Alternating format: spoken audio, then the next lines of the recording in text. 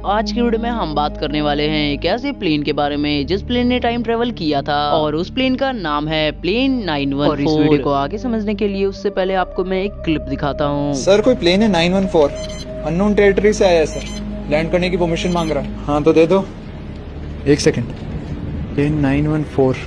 तो चलो अब स्टार्ट करते हैं अपनी मिस्ट्री भरी वीडियो को। तो देखो वक्त था 1995 का, जब डॉगलस 4 नाम का एक प्लेन हवा में उड़ान भरता है। और जैसा कि मैंने बताया ये प्लेन उड़ान भरता है 1955 में और इसका लैंडिंग डेट होता है 1992, जिसका मतलब है बिना रुके ये प्लेन आसमान में 37 ईयर लगातार उड़ता रहा। और जिस दिन ये प्लेन टेक ऑफ करता है उस दिन के बाद ये सडनली गायब हो जाता है। और ये प्लेन को अब रडार में कैप्चर करना भी इम्पॉसिबल था, क्योंकि ये प्लेन रडार में कैप्चर ही नहीं हो रहा था। तो जब ये प्लेन एकाएक गायब हो जाता है तब इस प्लेन की चर्चा उतनी नहीं की जाती है, लेकिन लोगों के मन में तो एक शक था ही कि ये प्लेन आखिर गया कहाँ। तो मैं आपको बता दूं, जब ये प्लेन टेक ऑफ कर रहा था तब इसके अंदर टोटल 60 लोग थे, क्योंकि 60 लोग इसके अंदर बैठे थे टिकट कटा के, और उनके साथ साथ एक पायलट और कुछ क्रू मेंबर भी थे। और जब ये प्लेन उड़ान भरता है तब इस प्लेन का डेस्टिनेशन पे पहुंचने का समय होता है सिर्फ 4 घंटे। और जब डेस्टिनेशन की बात की ही गई है तो मैं बता देता हूँ इस प्लेन का डेस्टिनेशन क्या था। तो इस प्लेन को जाना था न्यूयॉर्क टू मियामी। मियामी एक कंट्री हुआ करती है। खैर ये तो थी दूसरी बात, लेकिन जब बहुत समय तक ये प्लेन मियामी नहीं पहुंचता है तब इस प्लेन को कह दिया जाता है कि ये प्लेन एक मिसिंग प्लेन है। और इस प्लेन का इतिहास में दब के रह जाता है। और जैसा कि काफी दिनों से मिसिंग होने के बावजूद ये प्लेन 1992 में वापस आता है और लैंड करता है वेनेजुला के कास्के एयरपोर्ट में। ऐसा बिल्कुल नहीं है कि वो डायरेक्टली वेनेजुला के एयरपोर्ट में लैंड करता है, वो उससे पहले परमिशन मांगता है। और जब वो लोग देखते हैं कि रडार में तो कोई प्लेन शो ही नहीं कर रहा है तो ये कॉन्टेक्ट किससे कर रहे हैं। और जब 37 ईयर बाद ये प्लेन वेनेजुला में लैंड कर रहा होता है तो इस प्लेन का पायलट हेल्पिंग सेंटर से बात करता है और कहता है कि हमें लैंडिंग की परमिशन दीजिए। और जब प्लेन 914 के पायलट की हेल्पिंग सेंटर वालों से बातचीत होती है तब उसे पता चलता है कि ये मियामी बिल्कुल नहीं है, ये तो एक और कंट्री है जिसका नाम है वेनेजुला। और जब प्लेन 914 के पायलट को पता चलता है कि ये तो दूसरी कंट्री में लैंड कर रहा है तभी उसे भी काफी ज्यादा डर लगने लगता है, क्योंकि वैसे ही वो 37 ईयर से एक लूप में फंसा हुआ था। और प्लेन 914 जिसे लैंड करना था मियामी को, ये आ चुका था वेनेजुला, जो कि अपने डेस्टिनेशन से 2200 किलोमीटर दूर है। और प्लेन 914 का पायलट ये सब देख के काफी हैरान हो चुका होता है, क्योंकि उसे पता चलता है कि वो 37 ईयर फ्यूचर में आ चुका है। और जब प्लेन 914 का पायलट अपने प्लेन से बाहर आता है तब वो देखता है कि बाहर यहाँ एयरपोर्ट पे तो ऐसे ऐसे प्लेन्स लगे हैं जो कि उसके प्लेन से काफी ज्यादा हाईटेक हैं। और जब पायलट देखता है कि वो एक ऐसे टाइम होल में आ चुका है जहाँ पे काफी ज्यादा इवोल्यूशन हो चुका है तो ये देख के वो काफी ज्यादा डर जाता है। और जैसा हाल पायलट का था 37 ईयर फ्यूचर देख के, वैसा हाल ही वहाँ के एयरपोर्ट के लोगों का था 37 ईयर पास्ट देख के। और जब एयरपोर्ट पे प्रेजेंट लोग देखते हैं कि एयरपोर्ट पे एक ऐसा प्लेन लैंड किया है जो कि इतना ज्यादा पुराना है, जो कि पुराने समय के फाइटर जेट की तरह दिखता है। और जैसा कि उन लोगों को कभी पता भी नहीं था कि एक ऐसा भी प्लेन एग्जिस्ट करता है जिसका नाम है डॉगलस DC-4, जिसका एक और नाम है प्लेन 914। और जब उस प्लेन का पायलट ये सब देखता है तो उसे काफी ज्यादा डर लगने लगता है और वो पैनिक सिचुएशन में सोचता है कि मुझे यहाँ से टेक ऑफ लेना होगा। और आखिर में डॉगलस DC-4 का पायलट मान लेता है कि मुझे यहाँ से टेक ऑफ करना ही होगा।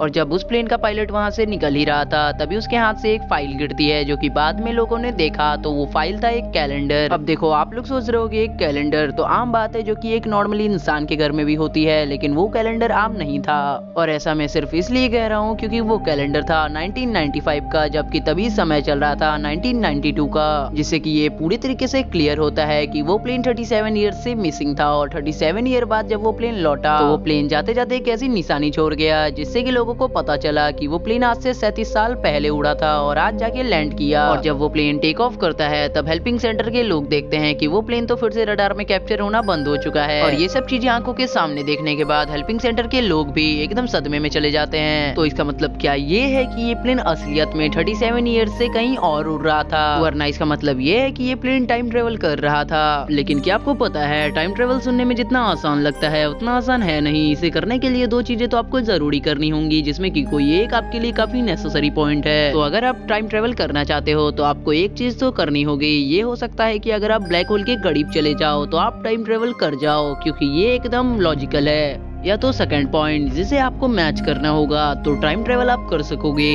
तो सेकंड पॉइंट है कि आपको खुद की स्पीड को लाइट की स्पीड से मैच करना होगा, जो कि स्पीड है 3 लाख किलोमीटर पर सेकेंड्स। और जैसा कि ये स्पीड सुनने में भी इम्पॉसिबल टू अचीव स्पीड लगता है, ये रियलिटी में भी इम्पॉसिबल टू अचीव है उस प्लेन के लिए। और आप लोगों की इन्फॉर्मेशन के लिए मैं बता दूं कि वो प्लेन इतना ज्यादा पुराना था कि उसके अंदर बस 4 इंजन लगे थे, जो कि डाउन टू डाउन टेक्नोलॉजी के थे। तो आप खुद ही सोचो कि एक ऐसा प्लेन जो 1955 में यूज किया जा रहा होगा तो उसका टेक्नोलॉजी कितना ही हाईटेक होगा, उसका इंजन कितना ही अच्छा होगा। और यहाँ पे आप जैसे काफी लोग कह रहे होंगे कि भाई ओल्ड चीज तो काफी अच्छी होती थी ना, ओल्ड चीज तो काफी ज्यादा पावरफुल होती थी। तो मैं कहना चाहूंगा हाँ ऐसा होता था, पर ऐसा आप जरूर ध्यान रखो कि कोई भी चीज अगर कितनी भी पुरानी हो और कितनी भी अच्छी हो तो उसे उसकी स्पीड के अनुसार ही बिल्ड किया जाता है। तो आप खुद ही सोचो कि कोई ऐसा क्यों करेगा कि एक एरोप्लेन के इंजन को ऐसा पावरफुल बना देगा जो कि लाइट की स्पीड को मैच कर सके। और जैसा कि मैंने बताया तभी के हिसाब से ऐसा इम्पॉसिबल था कि एक ऐसा इंजन बनाया जाए जो कि लाइट की स्पीड को मैच कर पाए। तो मुझे पता है आप में से काफी लोगों के दिमाग में ये चल रहा होगा कि भाई तुम तो दोनों तरफ की बातें कर रहे हो, तुम कह रहे हो वो कर भी सकता है वो नहीं भी कर सकता है, और दोनों ऑप्शन तो इम्पॉसिबल है। बट मैं अभी भी कह रहा हूँ कि उस प्लेन ने टाइम ट्रेवल किया है, तो उसे जानने के लिए इस वीडियो के पार्ट 2 का इंतजार करो, जो कि इसी चैनल पे कुछ दिनों बाद अपलोड होगी। उससे पहले वीडियो को लाइक करके चैनल को सब्सक्राइब कर देना, क्योंकि हमारा लाइक एम है 100 लाइक्स का।